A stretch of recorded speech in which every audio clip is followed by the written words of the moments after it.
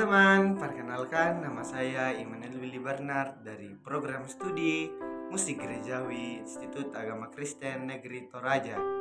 Pada kesempatan kali ini, saya akan menjelaskan tentang apa itu hakikat tata ibadah dan apa saja aspek-aspek penting di dalam hakikat tata ibadah. Nah, kita simak sama-sama videonya sampai akhir dan jangan lupa like dan komen. Nah, dalam agama Kristen, tata ibadah memiliki beberapa aspek penting yang mencerminkan hakikat dan tujuan dari ibadah itu sendiri. Berikut adalah beberapa poin yang menjelaskan hakikat tata ibadah menurut Kristen. Yang pertama, pusat pada Allah. Tata ibadah dalam Kristen berpusat pada penyembahan kepada Allah Tritunggal, yaitu Bapa, Anak, dan Roh Kudus. Ibadah adalah respon umat kepada keagungan, kasih, dan anugerah Allah. Yang kedua yaitu Kristosentris. Ibadah Kristen menempatkan Kristus sebagai pusat setiap bagian dari ibadah, baik itu doa, pujian, atau khotbah, bertujuan untuk memuliakan Kristus dan mengingat karya penyelamatannya. Yang ketiga, Alkitabiah. Tata ibadah didasarkan pada ajaran dan prinsip-prinsip yang terdapat dalam Alkitab. Setiap elemen dalam ibadah harus sesuai dengan ajaran kitab suci dan mencerminkan kebenaran teologis. Yang keempat yaitu komunal dan personal. Ibadah dalam Kristen memiliki dimensi komunal dan personal. Secara komunal, ibadah dilakukan bersama-sama dengan jemaat sebagai tubuh Kristus, sedangkan secara personal, individu berhubungan langsung dengan Allah melalui doa dan pujian. Yang kelima yaitu liturgi dan non-liturgis. Ada berbagai bentuk tata ibadah dalam Kristen. Beberapa tradisi mengikuti liturgi yang lebih terstruktur dan formal, misalnya Katolik, Ortodoks, dan beberapa denominasi Protestan. Sementara yang lain lebih bebas dan tidak terstruktur, misalnya banyak gereja Pentakosta ataupun karismatik. Nah, yang keenam, sakramen. Dalam banyak tradisi Kristen, sakramen seperti perjamuan kudus atau ekaristi dan baptisan merupakan bagian integral dari tata ibadah. Sakramen dianggap sebagai tanda dan sarana rahmat Allah. Yang ketujuh adalah musik dan pujian.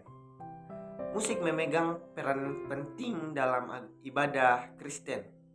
Nyanyian, pujian, himne, dan lagu rohani digunakan untuk mengungkapkan penyembahan dan rasa syukur kepada Allah. Nah, yang kedelapan, doa dan firman. Doa baik dalam bentuk penyembahan, doa syafaat, dan ucapan syukur merupakan elemen kunci dalam ibadah. Khotbah atau pengajaran firman Tuhan juga menjadi pusat dan memberikan pemahaman dan aplikasi Alkitab dalam kehidupan sehari-hari. Yang kesembilan yaitu pengakuan iman dan doa syafaat. Banyak tradisi ibadah termasuk pengakuan iman seperti pengakuan iman rasuli dan doa syafaat untuk memohon berkat dan pertolongan Allah bagi jemaat dan dunia. Yang terakhir adalah transformasi hidup. Tujuan akhir dari ibadah adalah transformasi hidup para penyembah agar lebih serupa dengan Kristus. Ibadah bukan hanya rutinitas mingguan, tetapi merupakan gaya hidup yang mengarahkan orang percaya untuk hidup dalam ketaatan dan kasih kepada Allah dan sesama. Dengan demikian, tata ibadah Kristen mencakup berbagai aspek yang semuanya bertujuan untuk membawa orang percaya lebih dekat kepada Allah, memuliakannya, dan membangun komunitas iman yang hidup sesuai dengan ajaran Kristus. Musik memiliki peran yang sangat signifikan dalam tata ibadah gereja. Pengaruhnya mencakup aspek teologis, liturgis, psikologis, dan sosial yang semuanya berkontribusi untuk memperkaya pengalaman beribadah. Berikut beberapa pengaruh utama musik dalam ibadah gereja. Yang pertama, penguatan teologi dan doa. Musik membantu mengekspresikan doktrin dan keyakinan teologis dengan cara yang lebih mendalam dan emosional. Lagu-lagu himne, mazmur, dan nyanyian pujian seringkali mengandung teks-teks yang menggambarkan ajaran iman yang membantu jemaat menginternalisasi dan mengingat doktrin tersebut. Musik juga berfungsi sebagai medium doa, membantu jemaat untuk lebih khusyuk dan fokus dalam komunikasi mereka dengan Tuhan. Yang kedua yaitu struktur liturgis. Dalam banyak tradisi gereja, musik digunakan untuk menandai bagian-bagian penting dari liturgi seperti pembukaan, persembahan, dan penutup.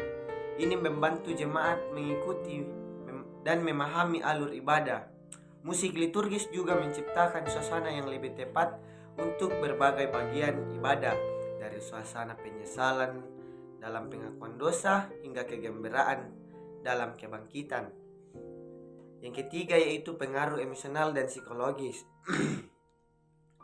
Musik memiliki kekuatan untuk menyentuh perasaan dan jiwa, membantu jemaat merasakan kedekatan dengan Tuhan melalui melodi dan harmoni. Musik dapat membawa perasaan damai, penghiburan, dan kebahagiaan. Musik juga dapat meningkatkan perasaan kebersamaan dan komunitas di antara jemaat. Bernyanyi bersama memperkuat ikatan sosial dan spiritual. Yang keempat, memori dan pembelajaran. Melodi dan lirik yang diulang-ulang dalam lagu ibadah membantu jemaat mengingat teks-teks Alkitab dan ajaran-ajaran penting. Ini memudahkan penyampaian pesan-pesan iman secara efektif. Juga, anak-anak dan orang dewasa sama-sama belajar banyak tentang iman mereka melalui musik yang mereka dengar dan nyanyikan di gereja. Yang kelima yaitu identitas dan tradisi. Musik dalam ibadah seringkali mencerminkan tradisi dan identitas gereja tertentu. Lagu-lagu dan gaya musik tertentu dapat mencerminkan warisan budaya dan sejarah gereja tersebut. Kemudian, menggunakan musik tradisional dan kontemporer membantu menjaga keseimbangan antara menghormati warisan dan relevansi dengan jemaat saat ini.